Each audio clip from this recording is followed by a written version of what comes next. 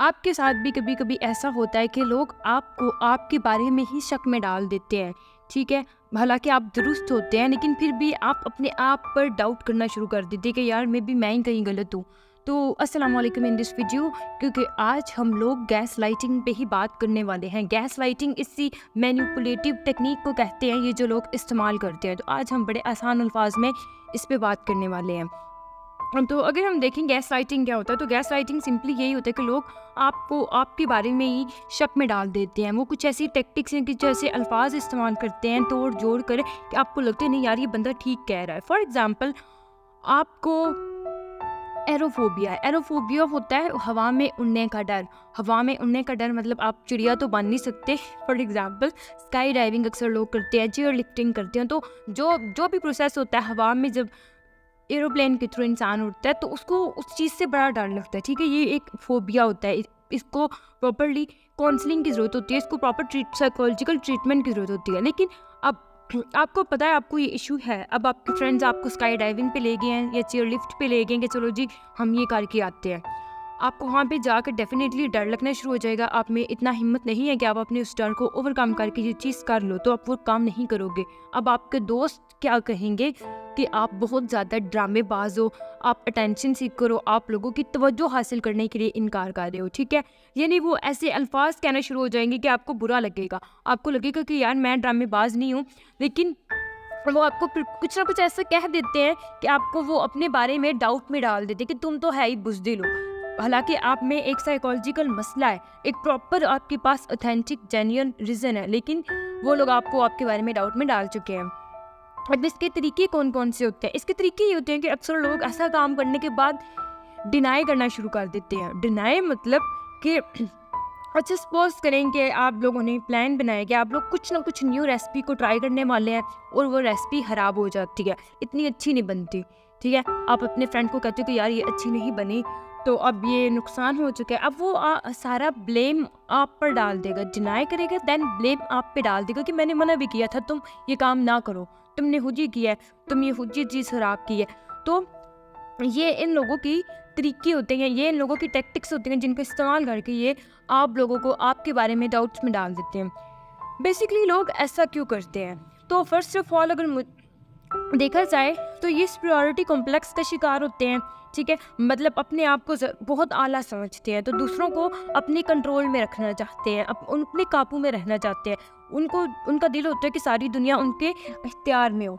Next अगर हम देखें तो ऐसे लोग खुद को डोमिनेट करना चाहते हैं, खुद को बड़ा करना चाहते हैं। वो एक ग्रुप में, फॉर एग्जांपल आप बैठे हुए हो, 3 लोगों का ग्रुप है, तो वो एक बंदा हर बार आपको छोटा दिखाने की कोशिश करेगा बातों बातों में। वो ऐसा इसलिए कर रहा है क्योंकि आप लोग उसको उस ग्रुप का लीडर समझे, ठीक है। तो लोग खुद को डोमिनेट करना चाह रहे होते हैं। समटाइम्स लोग खुद इनसिक्योर होते हैं और अपनी इनसिक्योरिटीज़ को, यानी खुद वो कंफर्टेबल नहीं होते, खुद उनमें खामियाँ होती हैं। अपनी खामियों को हटाने के लिए, छुपाने के लिए अपनी तवज्जो अपने आप से हटा कर आप लोगों पे डाल देती हैं। वो खुद सोचते हैं कि यार ये बंदा मुझे नोट ना कर ले, तो वो आपकी तवज्जो आपकी तरफ ही मोड़ देते हैं। इसको एड्रेस करने के लिए मल्टी फेस अप्रोच होती है। मल्टी फेस अप्रोच के आप इसको अकेले हैंडल नहीं कर पाते, आपको खुद पे तो काम करना ही करना है, लेकिन आपको अगले बंदे को भी बताना है, ठीक है। Let's see step by step कि हम लोग क्या कर सकते हैं। फर्स्ट है कि आप जितना ही पुराना रिश्ता क्यों ना है या जितना ही कुछ स्ट्रॉन्ग रिश्ता क्यों नहीं है ऐसे पर्सन के साथ आपका, लेकिन आपको रिकग्नाइज करना है कि ये बंदा, पहचानना है बेसिकली कि ये बंदा मुझे छोटा दिखाने की कोशिश करता है। पहचान लिया, उसके बाद तस्लीम करना है कि यार ये बंदा गलत है। खुद को पहले समझाना है। तस्लीम करने के बाद आपको बेसिकली ऐसे लोगों को तस्लीम करना बहुत मुश्किल होता है, क्योंकि इनका काम ही आपको आपके बारे में, अपनी ज़ात के बारे में डाउट डालना है।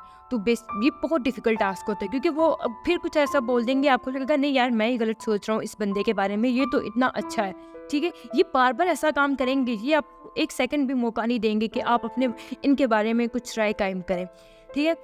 नेक्स्ट आप क्या करेंगे कि आप अपनी फैमिली फ्रेंड्स जो आप दोनों को जानते हो उनसे बात करें, उनसे ओपिनियन लें कि क्या कर सकते हैं, ठीक है।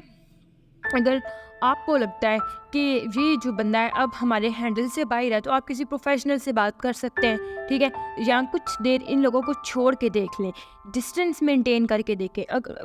देखेंगे अगर आप ट्रूली किसी के लिए अहम होंगे तो वो डेफिनेटली खुद ही वापस आएगा, वापस आकर फिर वो खुद ही आपसे रब्ता करेगा, वजह पूछेगा।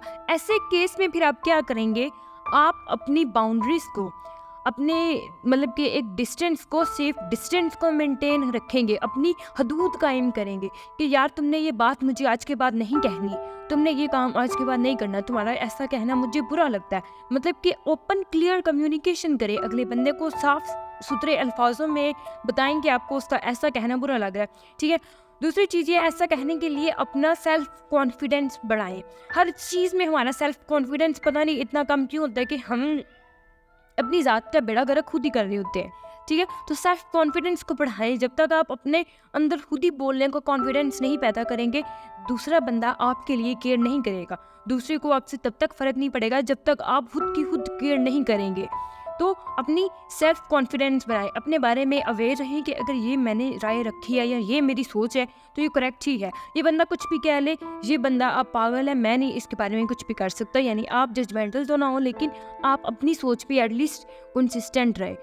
आप सेल्फ केयर स्टार्ट कर सकते हैं। आप अपने आप को पॉजिटिव लोगों में सराउंड करें, यानी कि पॉजिटिव लोगों में रहे, ऐसे लोग जो आपको सपोर्ट करते हो, ऐसे लोग जिनको मिलने के बाद आपको लगता हो कि ठीक है यार मैं भी कुछ चीज़ हूँ। यानी कि ऐसे लोगों से दूर रहें, क्योंकि ये आपकी मेंटल हेल्थ और इमोशनल हेल्थ को बर्बाद करने में बहुत बड़ा रोल अदा करते हैं, ठीक है। ये बंदा जब एक बंदे की आपको बता रहा है कि यार तुम किसी चीज़ के नहीं हो, बेशक आप में एक अच्छी खासी एबिलिटी हो दुनिया को फतह करने की, लेकिन आप फिर अपने बारे में डाउट्स में रहोगे, आप अपनी ग्रोथ जो होती है आपकी रुक जाएगी।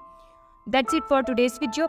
आई will see in my next video. Till then bye इंशाल्लाह। अगर आप साइकोलॉजी के स्टूडेंट हो, स्पेशली डार्क साइकोलॉजी के स्टूडेंट हो, और आपको इन तमाम चीज़ों की डिटेल्स चाहिए हो जो मैं अपने लेक्चर्स में बोलती रहती हूँ, क्योंकि मैं लिखती नहीं हूँ अपनी वीडियोज़ में, तो आपको इन तमाम चीज़ों की proper A to Z information English में मेरे डिस्क्रिप्शन बॉक्स में मिल जाएगी।